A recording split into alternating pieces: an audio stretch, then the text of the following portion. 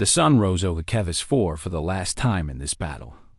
Commander Daniel Cruz stood before his assembled forces and looked at the faces of humans who had come from a dozen different colony worlds.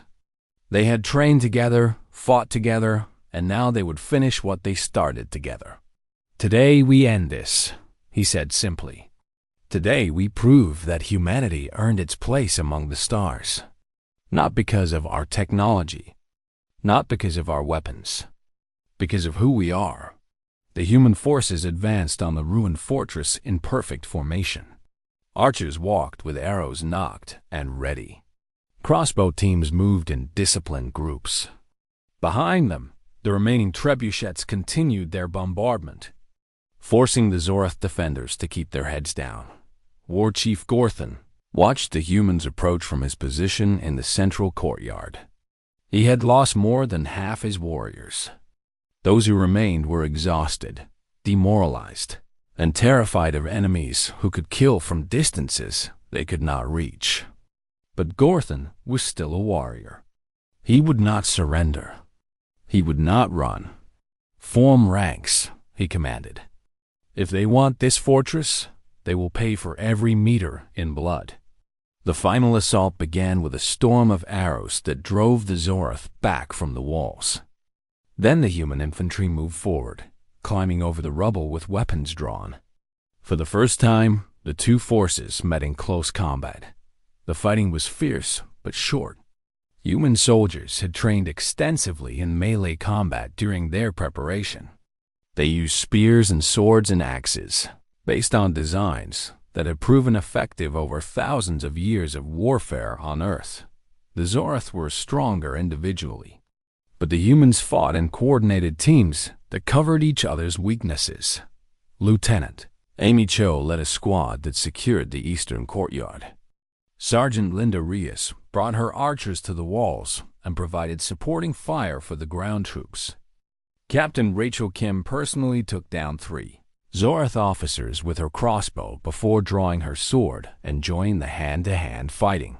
Within 2 hours, the Zorath force was reduced to less than 200 warriors. All of them gathered around War Chief Gorthan in the central fortress. They were surrounded, outnumbered, and out of options. But they refused to yield. Commander Cruz walked forward alone, stopping just outside the circle of Zorath defenders.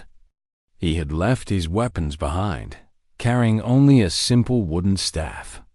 "War Chief Gorthan," he called out, "your fleet has abandoned you. Your warriors are defeated. Your fortress is destroyed. The combat is over. Surrender now, and no more of your people need to die." Gorthan pushed through his warriors and faced Cruz directly. Up close, the Zorath was terrifying, over 7 feet tall and covered in battle scars. His 4 eyes burned with humiliated rage. "You think you have won, human? You think your tricks and toys make you warriors? The Zorath were conquering worlds when your species was living in caves. And yet here we are," Cruz replied calmly. "You challenged us because you thought we were weak. You thought that without our technology we would be helpless. You were wrong. Fight me," Gorthan snarled. "Single combat. You're a leader against mine. If you win, my warriors will surrender. If I win, you will withdraw and leave our claims unchallenged." Cruz considered the offer. He was not the largest or strongest human in his force. Gorthan had decades of combat experience. The smart thing to do would be to refuse and simply wait for the Zorath to starve or surrender. But this was not about being smart. This was about proving something to the galaxy. "I accept," Commander Cruz said. The two forces formed a circle in the courtyard. Humans and Zorath stood side by side, united briefly by their shared interest in watching their leaders fight. Observer Selinia repositioned her broadcast platform to capture every moment. "This is the final confrontation," she announced. "Commander Daniel Cruz of Earth versus War Chief Gorthan of the Zorath Dominion. The fate of 3 human colonies rests on this single combat." Gorthan drew his ceremonial blade. a curved weapon designed for his four-armed fighting style. Cruz raised his simple wooden staff. The Zoroth laughed at the human's choice of weapon. "You could have at least brought a real sword. What do you think you can do with a stick?" "This stick has been a weapon on Earth for 10,000 years," Cruz replied. "It has broken bones and shattered shields and brought down warriors in heavy armor. It is simple because it does not need to be complicated." Gorthon attacked with explosive speed. His blade slashed through the air where Cruz had been standing a moment before. But the human had already moved, sliding sideways and bringing his staff around in a sweeping strike that caught Gorthon behind the knee. The Zoroth stumbled. He recovered quickly and attacked again, but Cruz was not where he expected. The staff moved in constant circles, blocking strikes, redirecting force, and delivering quick hits to vulnerable joints. Gorthon grew frustrated.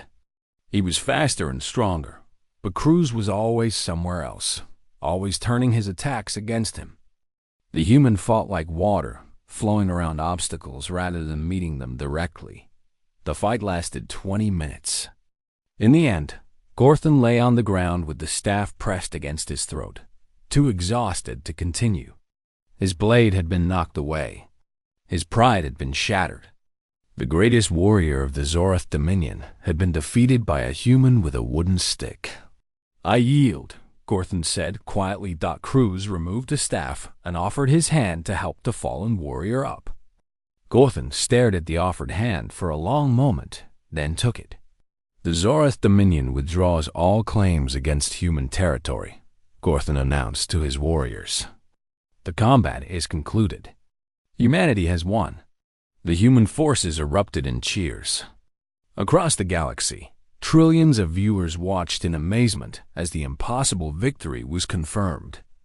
Observer Selinia could barely contain her excitement as she delivered her final report. 2 weeks later, Ambassador Yuncio Park stood before the Galactic Peace Council for the formal recognition of human victory. High Arbiter Velthon had been removed from his position for attempting to void the treaty, and a new Zoroth representative had come to finalize the peace.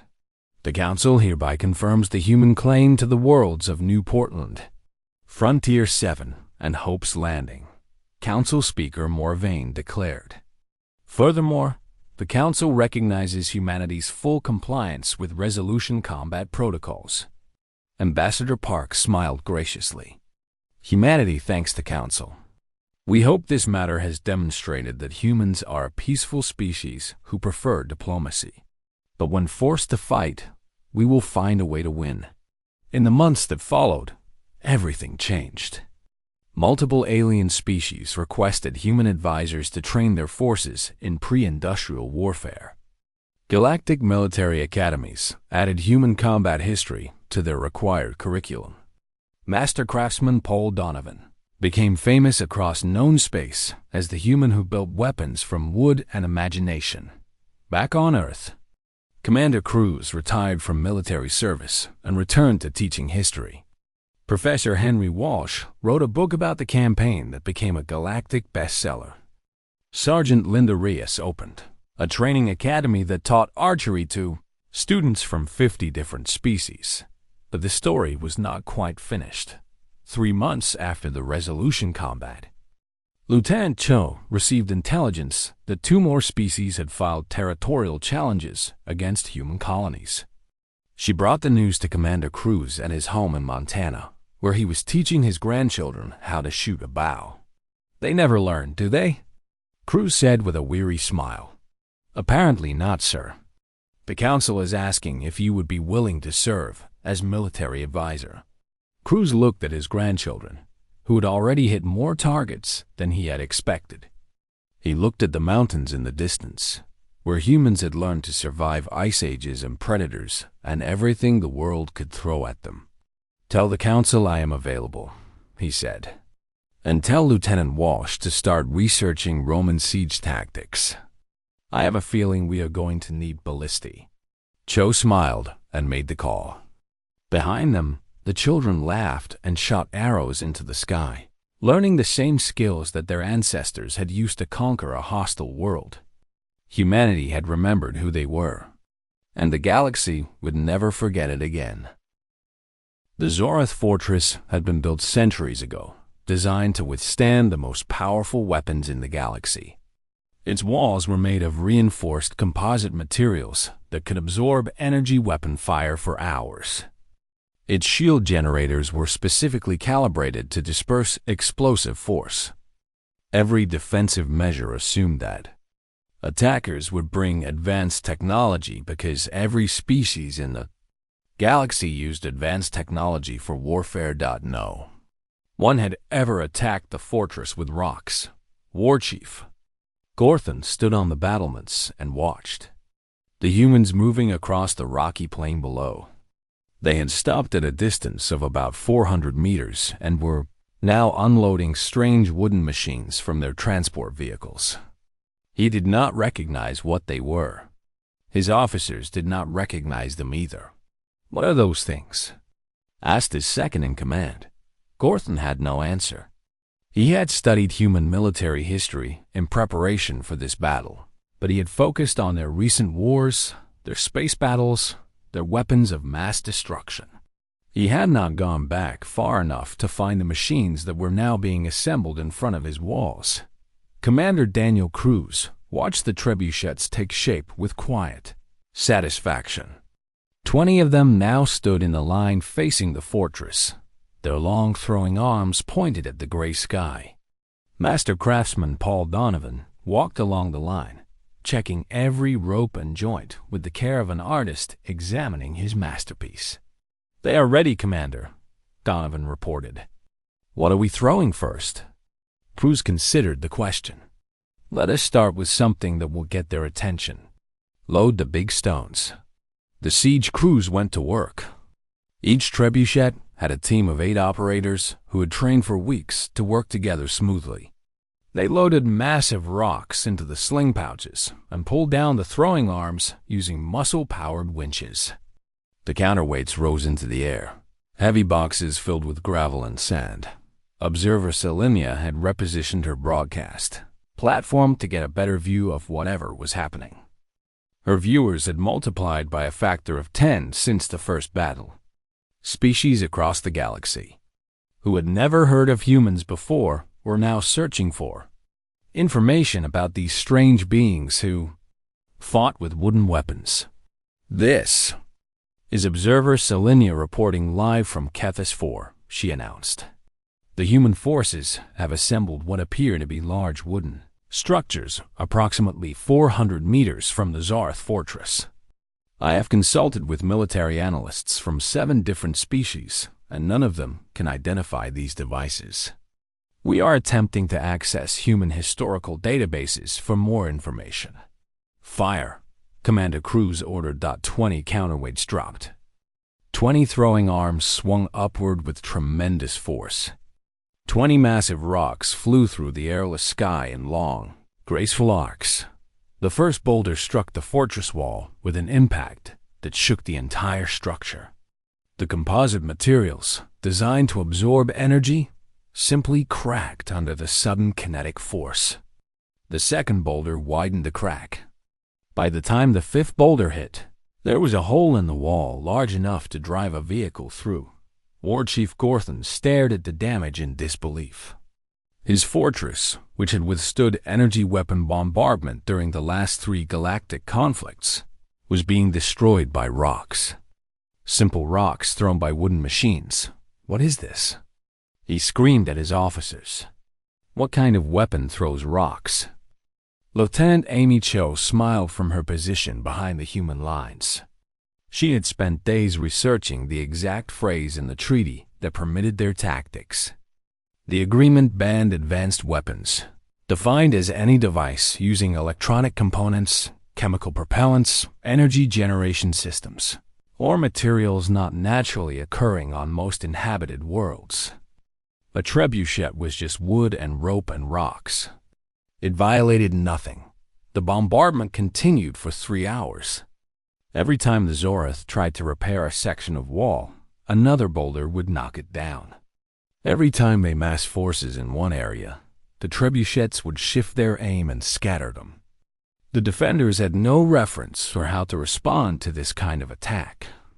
Their tactics assumed enemies would try to overload their shields or burn through their walls with sustained fire. No one had ever just knocked the walls down piece by piece. As night fell on Kethis 4, the Zoreth fortress looked like it had been through an earthquake. Entire sections of wall were reduced to rubble. The main gate had been destroyed in the first hour. The shield generators, designed to stop energy weapons, could do nothing against simple kinetic impacts. War Chief Gorthon called his remaining officers to the central command bunker. They had lost another 200 warriors during the bombardment, crushed by falling debris or killed by stray stones. The humans had still not lost a single soldier. "We cannot win this battle," his second-in-command said. "Their weapons are beyond anything we prepared for. We should surrender and negotiate terms." Gorthon's 4 eyes burned with rage. "The Zoreth Dominion does not surrender. We have not lost a resolution combat in 3,000 years. I will not be the commander who breaks that tradition." He pulled out a communication device and contacted the Zoreth fleet waiting at the edge of the system. "This is War Chief Gorthon. I am invoking emergency authority. Bring the fleet into orbit and prepare for ground support." "War Chief, that would violate the terms of the combat agreement." "I do not care. The humans have cheated with their primitive tricks. We will respond with real weapons." What Gorthon did not know was that Lieutenant Cho had intercepted his transmission. She immediately forwarded it to Ambassador Yuncio Park, who was waiting on Concordia Prime with a prepared legal brief. Within 2 hours, Ambassador Park was standing before the Galactic Peace Council, presenting evidence of the Zoreth plan to void the treaty. Council Speaker Morvain's crystal body turned a deep, angry red as she reviewed the recordings. "This is a clear violation of resolution combat protocols," Morvain declared. "High Arbiter Velthan, you will order the Zoreth fleet to stand down immediately or face sanctions from every member of this council." Velthan tried to argue but found no support. Species who had been sympathetic to the Zoreth cause before the battle had watched the broadcasts. They had seen the humans fight fairly within the rules. They had seen the Zoreth attempt to cheat when victory slipped away. "The fleet stands down," Velthan finally said through clenched teeth. "War Chief Gorthon must continue the lawful combat without outside assistance." Ambassador Park nodded graciously. "Humanity thanks the Council for its fair judgment. We will complete this matter according to the ancient traditions, as we always intended." Back on Kethis 4, Commander Cruz received word that the Zoreth fleet was retreating. He looked at the ruined fortress where the remaining enemy warriors were trapped among the rubble. "Tomorrow we finish this," he told his officers. "Sergeant Reyes, prepare the archers for close assault support. Captain Kim, your crossbow teams will provide covering fire. Master Craftsman Donovan, do we have any siege weapons left?" 12 Trebuchets still operational, Commander. And I have been saving something special for the final assault. "What is it?" Donovan smiled for the first time since the campaign began. "Greek fire. The formula has been in my family for generations. We can make their entire defensive position burn." Commander Cruz considered this for a moment. "Save it for the final push. I want to give them one more chance to surrender. War Chief Gorthon may be stubborn, but his warriors might have more sense." The night passed quietly. Both sides rested and prepared for what everyone knew would be the last day of fighting. In the Zoreth bunker, warriors whispered about demons from a death world who threw mountains with wooden arms. In the human camp, soldiers checked their arrows and sharpened their blades for the close combat that was coming. The galaxy watched and waited. The moon of Kethis 4 had no atmosphere and no life. It was a dead gray rock chosen specifically because nothing lived there that could be harmed by the coming battle. The Galactic Peace Council had marked out a combat zone 50 kilometers wide, surrounded by shield barriers that would contain any stray projectiles. Observer platforms floated above the battlefield, broadcasting everything to trillions of viewers across known space. Commander Daniel Cruz stood at the edge of the human deployment zone and watched the Zorath forces assemble on the far side of the field. There were 2,000 of them, each one standing over 7 feet tall and covered in dark blue scales. They carried curved blades, designed for their four-armed fighting style, and shock pikes that could stun an enemy with a single touch. Their armor was ceremonial but functional, designed to show off their warrior heritage while providing protection against physical attacks. War Chief Gorthan led the Zorath force. He was larger than the others, with scars across his face that showed decades of combat experience. When he saw the human forces arriving, he made the hissing laugh that his species used to show contempt. "Look at them," he said to his officers. "They bring sticks and strings to fight the greatest warriors in the galaxy. This will not be a battle. It will be a slaughter." Lieutenant Amy Cho checked her communications equipment one final time. The human force was arranged in careful formations that had been practiced thousands of times over the past weeks. 3,000 archers with longbows stood in the center.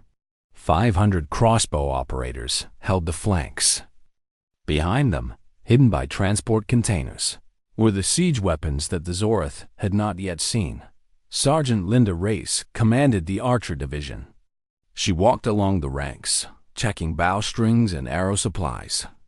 Each archer carried 40 arrows in specially designed quivers that allowed rapid access. The arrows were tipped with hardened steel points that had been tested against Zorath scale samples obtained through diplomatic channels. "Remember your training," she told her people. "Draw to your anchor point. Release clean. Do not rush your shots. They will try to charge us. They will fail." Captain Rachel Kim led the crossbow teams. She had been a competition shooter before volunteering for this mission, and she had adapted quickly to the ancient weapons. Her crossbows were not the simple designs of medieval Europe. They were based on Chinese repeating crossbow designs, modified with precision engineering that pushed the limits of what could be considered pre-industrial. "Hold for my command," she ordered. "Let the longbows do the initial work. We fire when they get within 100 meters. Observer Selenia of the Veth Consortium floated above the battlefield in her broadcast platform. She had covered hundreds of military conflicts across the galaxy, but she had never seen anything like this. The human weapons looked like toys compared to the ceremonial Zorath blades. Our viewers were already placing bets on how quickly the humans would surrender. "This is Observer Selenia reporting from Kethis 4, she announced to her galactic audience. "The resolution combat is about to begin. The Zorath Dominion fields 2,000 warriors armed with traditional melee weapons. The human forces appear to number approximately 3,500, armed with what appear to be wooden bows and crossbows. Military analysts across the galaxy predict a decisive Zorath victory within hours." The signal horn sounded across the battlefield. The combat had officially begun. War Chief Gorthan raised his blade and shouted a command. The Zorath forces began advancing across the rocky ground, moving in disciplined lines. They had fought dozens of resolution combats over the centuries. The pattern was always the same. Close the distance, engage in melee, overwhelm the enemy with superior strength and skill. Commander Cruz waited. He watched the Zorath come closer. 400 meters. 350 meters. 300 meters. "Longbows ready," Sergeant Reyes commanded. 3,000 archers raised their bows and drew back their strings. The Zorath were still too far away for their own weapons to be effective. They kept advancing, confident that the humans were making a desperate bluff. "Fire," Commander Cruz said. 3,000 arrows flew into the gray sky. They rose in a perfect arc and then fell like deadly rain onto the advancing Zorath lines. The aliens had never seen anything like it. They had expected to close with the enemy before any real fighting began. Instead, arrows punched through their ceremonial armor and found flesh beneath. 200 Zorath fell in the first volley. The survivors looked at their fallen comrades in shock. Then they looked at the humans, who were already knocking new arrows.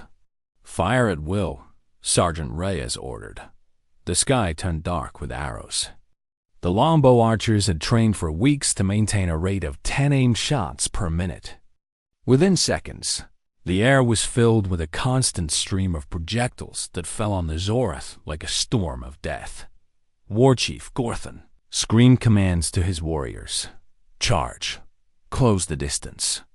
Get inside the range of those wooden weapons." The Zorath began running, their powerful legs covering ground quickly despite the rocky terrain. But the archers were too fast. For every 10 meters the Zorath advanced, another 100 of their warriors fell. The ground behind them was littered with bodies. Their ceremonial armor, designed to impress rather than protect against projectiles, offered little defense against arrows driven by human strength. Captain Kim watched the charging Zorath carefully. When they reached the 100-meter mark, she gave her order. "Crossbow teams, fire." 500 crossbow bolts flew in a flat trajectory, striking with precision accuracy. The crossbows were slower than the longbows, but more powerful. Their bolts could punch through the thickest Zorath armor and still have enough force to wound the warrior beneath. The Zorath charge faltered. They had lost half their force before reaching halfway across the field. War Chief Gorthan looked at the human lines and finally understood what was happening. These were not desperate primitives with toys. These were trained warriors with weapons that had been designed over centuries specifically to kill armored opponents at range. "Fall back," he ordered. "Fall back to the fortress." The Zorath turned and ran. They left 800 dead on the battlefield and carried twice that many wounded. The humans did not pursue. They held their lines and watched the enemy retreat. Observer Selenia was silent for a long moment. Then she remembered she was still broadcasting. "This is Observer Selenia. I am watching the Zorath Dominion retreat from human forces armed with wooden bows. I do not believe what I am seeing. The galaxy does not believe what it is seeing.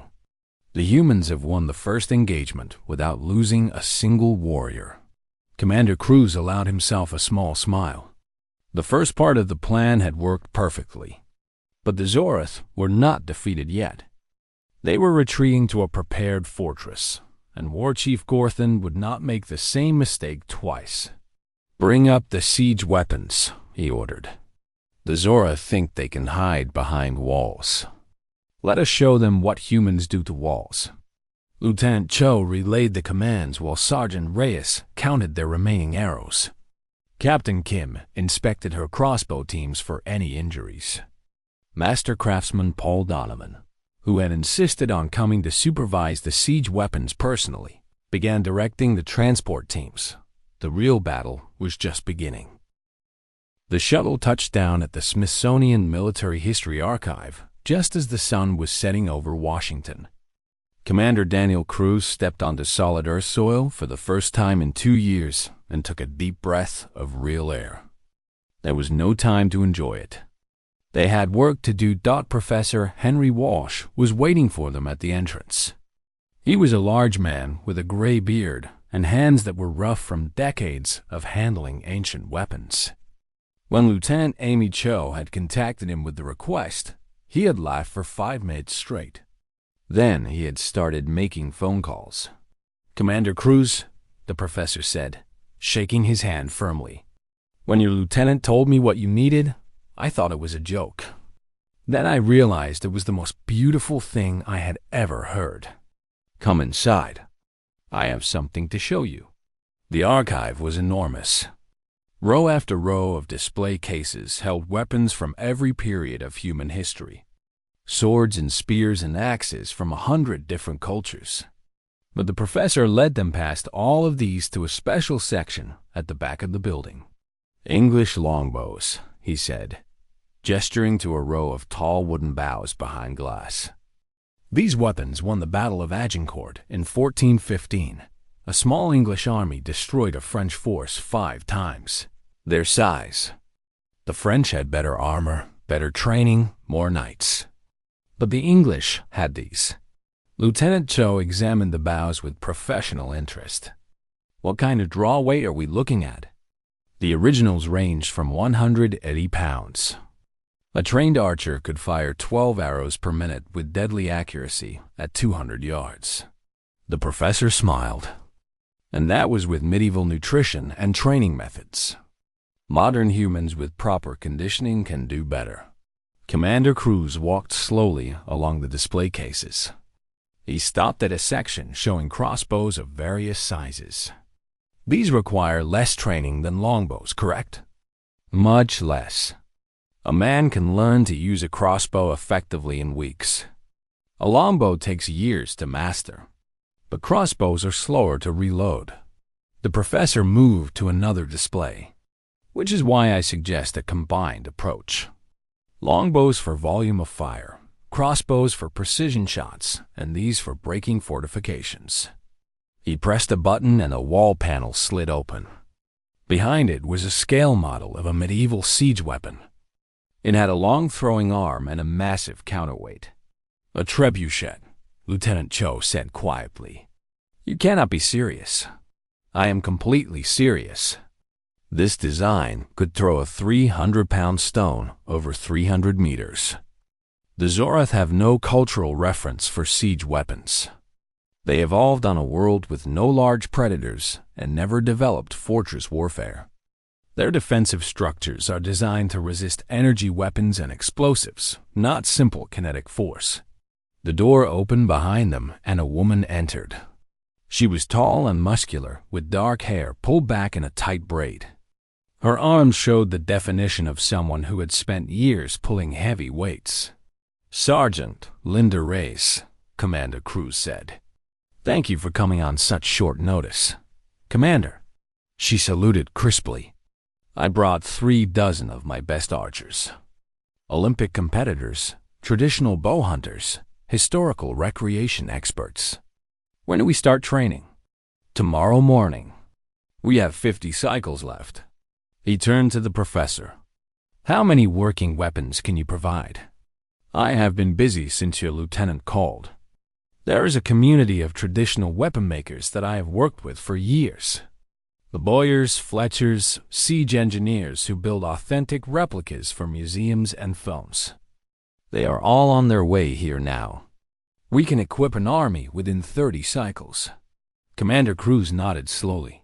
He was beginning to believe that this insane plan might actually work. Over the next several weeks, a training facility took shape at an abandoned military base in Nevada. Volunteers arrived from across human space. Some were soldiers, some were athletes, some were historians who had spent their lives studying ancient warfare. All of them were angry about the Zoroth, claims and eager to prove humanity's worth. Sergeant Reyes ran the archery training with brutal efficiency. She discovered something remarkable on the first day. Human draw strength, developed on a high-gravity world, far exceeded what other species could achieve. The Zoroth had assumed that all species had similar physical capabilities. They had never encountered a species that had evolved to throw spears at charging mammoths. 300 pounds, she reported to Commander Cruz after the first week. "Some of our strongest archers can draw 300 pounds with proper technique. That is nearly double what any medieval archer could manage. We can punch through Zoroth scale armor at ranges they will not believe possible." Master Craftsman Paul Donovan arrived with a team of traditional builders. He was a quiet man who spoke more with his hands than his words. Within days, he had the volunteers constructing crossbows and longbows from wood and sinew and horn. No metal that could trigger electronic sensors. No synthetic materials that could be classified as advanced technology. The treaty says muscle-powered weapons. Donovan explained while shaping a bowstave. It does not say we cannot use clever engineering. The Romans had repeating crossbows. The Chinese had arrow launchers that could fire multiple projectiles. Everything old can be made new again. In the 4th week, they tested the first trebuchet. It was 30 feet tall and built entirely from wood and rope. When they released the counterweight, it threw a boulder the size of a small car nearly 400 meters. The impact crater was 15 feet wide. That will get their attention, Lieutenant Cho observed. News of the human preparation spread across the colonies. More volunteers arrived every day. Parents who had children on the threatened worlds. Veterans who remembered the last time aliens had underestimated humanity. Young people who had grown up hearing stories about human resilience and wanted to prove that those stories were true. Ambassador Yoon Seo Park visited the training facility 2 weeks before the scheduled combat. She watched the archers sending arrows into targets at impossible distances. She watched the siege crews operating their machines with growing precision. She watched Paul Donovan teaching volunteers how to make arrows that could pierce Zorath armor. The Council thinks we are desperate, she told Commander Cruz. They think this is a symbolic gesture before our inevitable defeat. Observer Selenia has been broadcasting predictions of human destruction across the galaxy. Good, Commander Cruz replied. Let them believe it. Let the Zorath believe it. The more they underestimate us, the greater the shock when we prove them wrong. Sergeant Reyes approached with a report. Sir, we have 3,000 trained archers, 500 crossbow operators, and 20 functional siege weapons. The volunteers are ready. The weapons are ready. Are we really going to do this? Commander Cruz looked out at the training field where humans were rediscovering skills that their ancestors had mastered centuries ago. He thought about the 3 colonies full of families who were counting on them. He thought about every species that had ever looked at humanity and seen only primitives who had stumbled into space by accident. We are going to do more than just do this, he said. We are going to remind the galaxy why they should never underestimate humans. Our ancestors fought their way to the top of the food chain with wooden weapons and clever tactics. The Zorath think technology made us strong. They are about to learn that technology just made us forget how strong we always were. The Great Hall of Concordia Prime had never been so quiet. Thousands of alien diplomats sat in their seats and watched the central platform where the fate of 3 human worlds was about to be decided. The ceiling stretched so high that clouds formed near the top, and lights floated like small suns between the massive pillars.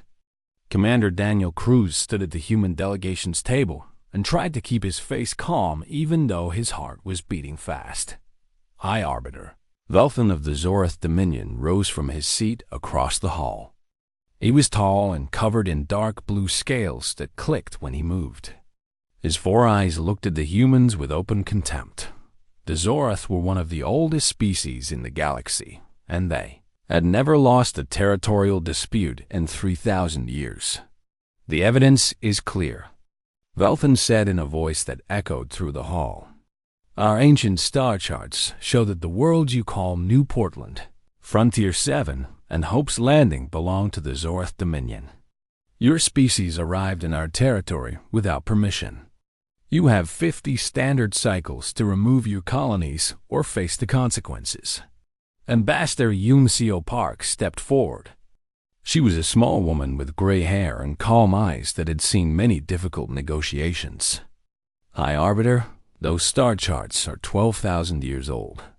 The Zorath abandoned those systems long before humans developed space travel. Under galactic law, abandoned territory returns to neutral status after 1,000 years. Velthan made a hissing sound that his translator rendered as laughter. You speak of laws. Very well. Let us speak of laws. He turned to face the council speaker, a tall being made of living crystal named Morvain. I invoke the right of resolution combat. Let our dispute be settled in the ancient way. A murmur spread through the hall. Resolution combat was rare in modern times. It was a ritual from the early days of galactic civilization, designed to settle disputes without destroying entire planets. Both sides would send warriors to fight under strict rules, and the winner would take all. Council Speaker Morvaine's crystal body chimed as she spoke. The right of resolution combat is recognized. High Arbiter Velthan, you understand the terms. All advanced weapons are forbidden. No firearms, no energy weapons, no explosives, no electronic targeting systems, no powered armor. The Treaty of the Third Galactic Accord is very specific. Only muscle-powered weapons are permitted. Lieutenant Amy Cho leaned close to Commander Cruz. She was young but had studied more military history than anyone else on the delegation.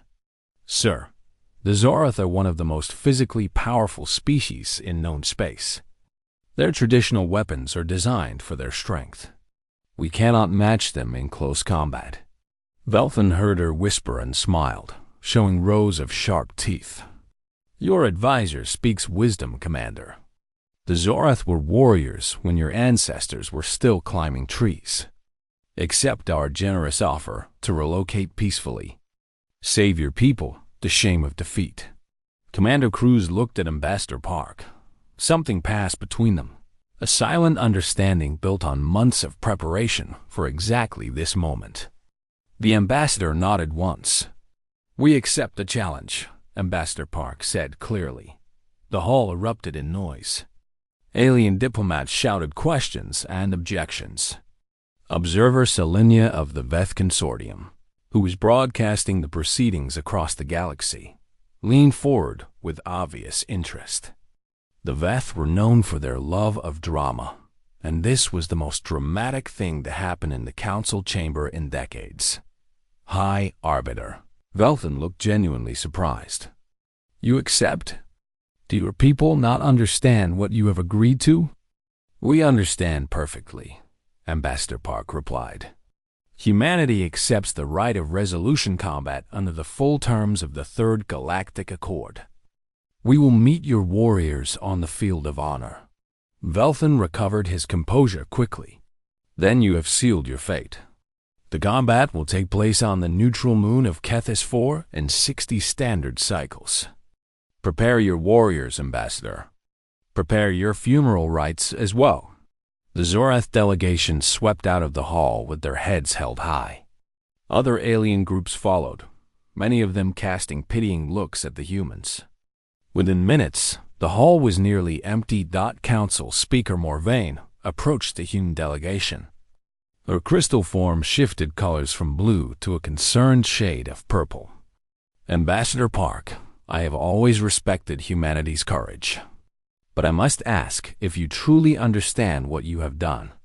The Zorath have never lost a resolution combat. Their warriors trained from birth for this exact scenario. Ambassador Park smiled gently. Council Speaker, humanity appreciates your concern. But we have been preparing for this possibility ever since the Zorath first claimed our colonies 6 months ago. Morvaine's colors shifted to confused yellow. Preparing how? You have no tradition of muscle-powered combat. Your species relies entirely on technology. Commander Cruz spoke for the first time since the challenge was accepted. His voice was calm and steady. Council Speaker, with respect, you do not know our history very well. Humans spent thousands of years fighting with muscle-powered weapons before we ever invented firearms. We have a very long tradition indeed. Lieutenant Cho added, the treaty bans advanced weapons. It says nothing about ancient ones. Morvaine considered this for a long moment. I wish you fortune, Ambassador. You will need it. She glided away, leaving the humans alone in the vast empty hall. When they were certain no one could hear them, Commander Cruz allowed himself a small smile. Lieutenant Cho, how long until we reach Earth? 14 standard cycles at maximum speed, sir. Good. Contact Professor Henry Walsh at the Smithsonian. Tell him his expertise is needed for a matter of planetary security. Also contact Sergeant Linda Rios at the Olympic Training Center. We need the best archers humanity has to offer. Ambassador Park looked at the empty seats where the Zorath had been sitting. They think we are helpless without our technology. They think we are soft and weak and modern. They made a mistake, Commander Cruz said. They looked at what we are now and forgot to ask what we used to be. Humanity did not survive ice ages and plagues and world wars by being soft. Lieutenant Cho was already sending encrypted messages back to Earth. Sir, I have been reading the treaty language very carefully. There is no mention of siege weapons. No mention of projectile weapons that do not use gunpowder. No mention of crossbows or longbows or anything that was invented before the industrial age. Commander Cruz nodded. The species that wrote that treaty were already spacefaring. They never had a medieval period like we did. They went straight from primitive tools to advanced technology. They cannot imagine what we built in between. Ambassador Park gathered her documents and headed for the door. 60 cycles to prepare. 60 cycles to remind the galaxy that humanity earned its place among the stars. Let us get to work. The humans left the hall with purpose in their steps. Behind them, the empty seats of 1,000 alien delegations sat in silence. None of them knew what was coming. None of them could have imagined it. But in 60 cycles, the entire galaxy would learn a lesson about humanity that they would never forget.